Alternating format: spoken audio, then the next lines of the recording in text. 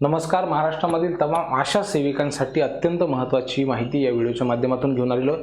बघा बहिणींनो, मानधनवाढीच्या संदर्भामध्ये आशा सेविकांताईंची मागणी त्या ठिकाणी पूर्ण होण्याची शक्यता आहे येत्या पावसाळी अधिवेशनामध्ये. कारण की अंगणवाडी सेविकांचं जे मानधन आहे किंवा केंद्राचा जो काही हिस्सा आहे त्याच्यामध्ये वाढ होण्याची त्या ठिकाणी शक्यता वर्तवण्यात आलेली आहे. तशा पद्धतीची माहिती सध्या आपल्याला विविध सोर्सेसच्या माध्यमातून मिळत आहे आणि त्याच पार्श्वभूमीवरती आशा सेविकांचं देखील मानधन वाढण्याची दाट शक्यता आहे.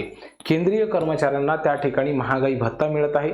त्यासोबतच पुढील वर्षीपासून 8वा वेतन आयोग देखील लागू होणार आहे आणि ह्या सगळ्याच्या धर्तीवरती जर आपण बघितलं तर आशा सेविकाताईंचं मानधन देखील वाढणार आहे. त्यामागची नेमकी काय कारण आहेत ते आपण सगळ्या गोष्टी आपण या व्हिडिओच्या माध्यमातून समजून घेणार आहोत. खूप डिटेलमध्ये ही सगळी माहिती सांगणार आहे, म्हणून खूप काळजीपूर्वक आपण सर्वांनी ही बघितली पाहिजे असं मला तरी वाटते. बघा बहिणींनो, आपल्या सगळ्या अंगणवाडी सेविका असतील किंवा प्रामुख्याने या ठिकाणी आशा सेविका असतील तर त्याच्या मागण्या काय आहेत, तर त्यांच्या मासिक मानधनामध्ये वाढ करण्यात यावी. कारण की सध्याचं जे काही मानधन मिळत आहे तर ते खूपच कमी आहे, बरोबर आहे की नाही. सध्याची आपण महागाई पाहिली तर त्या तुलनेमध्ये सध्याचं मानधन हे खूप कमी आहे आणि त्यामुळं एकतर निश्चित वेतन मिळावं, म्हणजे सगळ्या कर्मचाऱ्यांना त्या ठिकाणी काय मिळावी, वेतन श्रेणी मिळावी, कर्मचारी म्हणून त्या ठिकाणी दर्जा मिळावा आणि त्यासोबतच भविष्य सुरक्षित व्हावं यासाठी हे खूप आवश्यक आहे.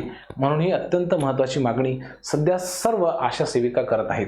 यासोबतच निवृत्ती वेतन म्हणजे पेन्शन त्या ठिकाणी मिळावं, पॉलिसी किंवा विमा हे मिळाव्यात आणि सामाजिक सुरक्षा कायदा जो आहे तो त्यांना मिळावा, म्हणजे जेणेकरून वृद्ध झाल्याच्या नंतर, म्हातारपण आल्याच्या नंतर त्यांना कुणाच्याही समोर हातपाय पसरवण्याची वेळ येणार नाही. म्हणून बहिणींसाठी हा अत्यंत महत्त्वाचा निर्णय शासनानं घेणं गरजेचं आहे, अशी सगळी आशा सेविकाताईंची त्या ठिकाणी मागणी आहे.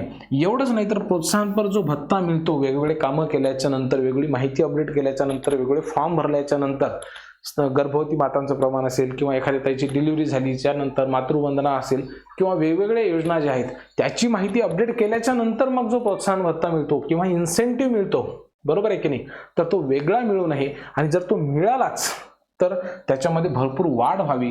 आणि हे सगळंच्या सगळं प्रोत्साहन भत्ता वेगवेगळ्या वेळेला दिला जातो, एक सोबत दिला जात नाही, मानधनासोबत दिला जात नाही. ते मानधनासोबतच मिळावा आणि मानधनामध्ये वाढ व्हावी यासाठी त्या ठिकाणी प्रयत्न होणार आहे. आणि सगळ्यात महत्त्वाचं म्हणजे काय, राज्य सरकारने सुद्धा स्वतःचा वाटा वाढवावा आणि केंद्र सरकारने सुद्धा स्वतःचा वाटा वाढवावा, ही अतिशय महत्त्वाची मागणी त्या ठिकाणी संबंध आशा सेविका त्या ठिकाणी करतायत. मग हे जर करायचं असेल तर नेमकं कधी होऊ शकतं, या ठिकाणी 2 खूप महत्त्वाचे टप्पे आहेत. कारण की मानधनवाढीचा निर्णय कोण घेणं अपेक्षित आहे हा महत्त्वाचा प्रश्न आहे. आपणा सर्वांना माहिती आहे आशा सेविकाताईंनो की केंद्र सरकारची भूमिका यामध्ये अत्यंत महत्त्वाची आहे. कारण की ही जी काही योजना आहे तर ती NHM राष्ट्रीय आरोग्य अभियानाच्या माध्यमातून केंद्र सरकारकडून वेगवेगळ्या प्रकारचा प्रोत्साहन भत्ता हा दिला जातो.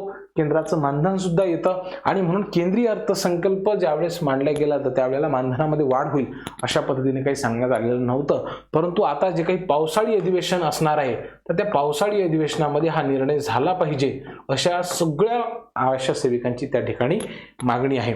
आणि केंद्रीय अर्थसंकल्पाचा जर आपण विचार केला तर आरोग्य मंत्रालयाने जर तशी शिफारस केली तर 100% त्या ठिकाणी मानधनामध्ये केंद्र सरकार वाढ करू शकते. आता महत्त्वाचं काय आहे, राज्य सरकार सुद्धा अतिरिक्त मानधन त्या ठिकाणी देऊ शकते.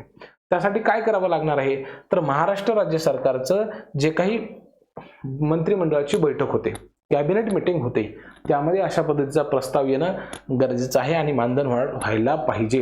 तुम्हाला माहिती असेल बहिणींनो, महायुतीचं शासन येण्याच्या पूर्वी त्यांनी निवडणुकीमध्ये हे अशा पद्धतीचं आश्वासन दिलेलं होतं की आम्ही त्या ठिकाणी निवडणूक जिंकल्याच्या नंतर किंवा आमचं सरकार आल्याच्या नंतर आम्ही तुम्हाला त्या ठिकाणी मानधन वाढ देऊ.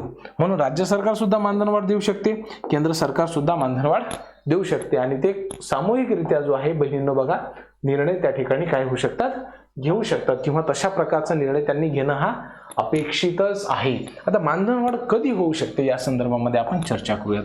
बघा, आता पावसाळी अधिवेशन असणार आहे. अर्थसंकल्पीय अधिवेशनाचा काळ तर त्या ठिकाणी तुम्हाला माहिती आहे की केंद्राचा अर्थसंकल्प फेब्रुवारीमध्ये असतो, महाराष्ट्राचा अर्थसंकल्प मार्चमध्ये असतो.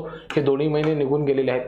पावसाळी अधिवेशनामध्ये मात्र त्या ठिकाणी याची जी आहे घोषणा होऊ शकते आणि त्यासाठी आंदोलन सुद्धा महाराष्ट्रामध्ये आशा सेविकांच्या वतीनं आझाद मैदानावरती होऊ शकतं, या संदर्भामधली माहिती आपल्याला मिळत आहे. काही दिवसांपूर्वीच या संदर्भामधलं एक आंदोलन झालं होतं, त्यामध्ये आशा सेविकाताईंच्या मागण्या ह्या सरकारसमोर मांडण्यात आलेल्या होत्या. हिवाळी अधिवेशनामध्ये सुद्धा निर्णय होऊ शकतो, परंतु आता हिवाळी अधिवेशनाची वेळ नाहीये, पावसाळी अधिवेशनाची वेळ आहे, म्हणून या ठिकाणी निर्णय घेण्यातच आला पाहिजे अशी सगळ्या बहिणींची त्या ठिकाणी मागणी आहे. आता निवडणुकीपूर्वी, आता निवडणुका तर संपलेल्या आहेत, त्यामुळं सध्या तर काही चान्स नाहीये, म्हणून आता सगळ्यांचा टार्गेट एकच आहे, ते म्हणजे काय, पावसाळी अधिवेशन.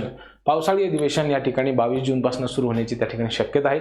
म्हणजे अगदी काही दिवसांपासून तो 2-4 दिवसांनी त्या ठिकाणी सुरू होईल आणि मग त्याचा फायदा जो आहे तर त्या सगळ्या आशा सेविकाताईंना व्हायला पाहिजे अशी आपली प्राथमिक मागणी आहे. बहिणींनो, याबद्दल तुमचं नेमकं काय मत आहे? तुम्हाला काय वाटतं? साधारणतः किती हजार रुपयांची वाढ ही व्हायला पाहिजे आणि आशा सेविकाताईंची ही जी अनेक दिवसांची मागणी आहे, या संदर्भामध्ये शासनाने कशा पद्धतीने विचार करायला पाहिजे याबद्दल तुम्ही मात्र आम्हाला कमेंटच्या माध्यमातून कळवा. आम्हाला असं वाटतं की ह्या पावसाळी अधिवेशनामध्ये आशा सेविकाताईंचं मानधन हे कमीत कमी 5,000 रुपयांनी वाढलं पाहिजे. सध्याचा महागाईचा काळ बघता, सध्याची परिस्थिती बघता हे खूप आवश्यक आहे. तुमचं काय मत आहे याबद्दल हे आम्हाला कमेंट्सच्या माध्यमातून कळवायला विसरू नका बहिणींनो. खूप खूप धन्यवाद.